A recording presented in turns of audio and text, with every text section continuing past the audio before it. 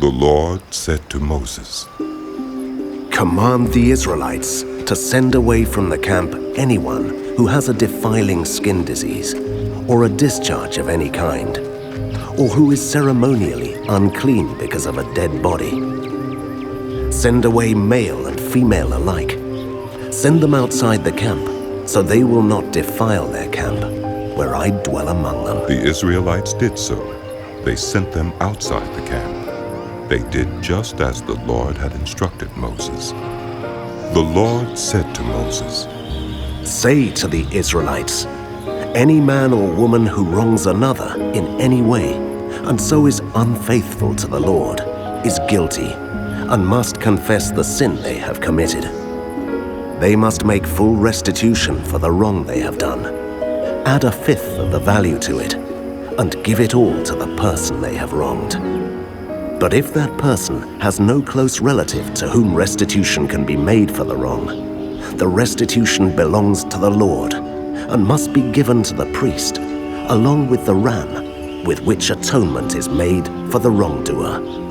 All the sacred contributions the Israelites bring to a priest will belong to him. Sacred things belong to their owners, but what they give to the priest will belong to the priest." Then the Lord said to Moses, "Speak to the Israelites and say to them, if a man's wife goes astray and is unfaithful to him, so that another man has sexual relations with her, and this is hidden from her husband, and her impurity is undetected, since there is no witness against her, and she has not been caught in the act, and if feelings of jealousy come over her husband, and he suspects his wife, and she is impure, or if he is jealous and suspects her even though she is not impure, then he is to take his wife to the priest.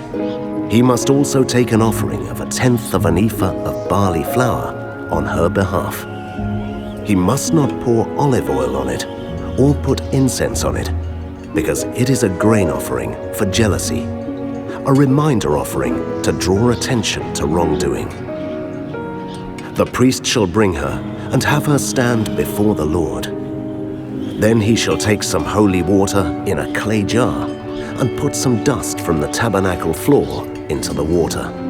After the priest has had the woman stand before the Lord, he shall loosen her hair and place in her hands the reminder offering, the grain offering for jealousy, while he himself holds the bitter water that brings a curse.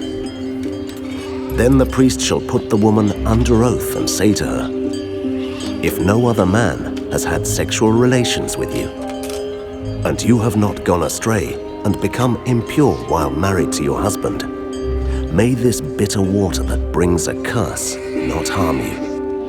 But if you have gone astray while married to your husband, and you have made yourself impure by having sexual relations with a man other than your husband, here the priest is to put the woman under this curse.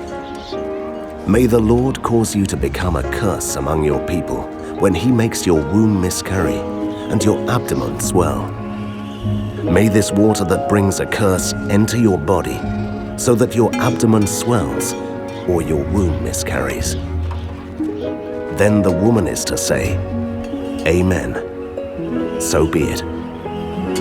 The priest is to write these curses on a scroll and then wash them off into the bitter water. He shall make the woman drink the bitter water that brings a curse, and this water that brings a curse and causes bitter suffering will enter her. The priest is to take from her hands the grain offering for jealousy, wave it before the Lord, and bring it to the altar. The priest is then to take a handful of the grain offering as a memorial offering and burn it on the altar. After that, he is to have the woman drink the water. If she has made herself impure and been unfaithful to her husband, this will be the result.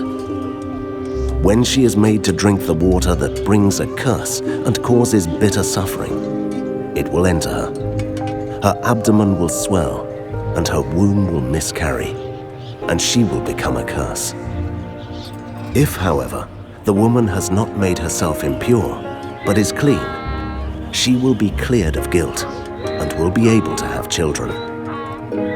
This, then, is the law of jealousy, when a woman goes astray and makes herself impure while married to her husband, or when feelings of jealousy come over a man because he suspects his wife. The priest is to have her stand before the Lord and is to apply this entire law to her. The husband will be innocent of any wrongdoing, but the woman will bear the consequences of her sin.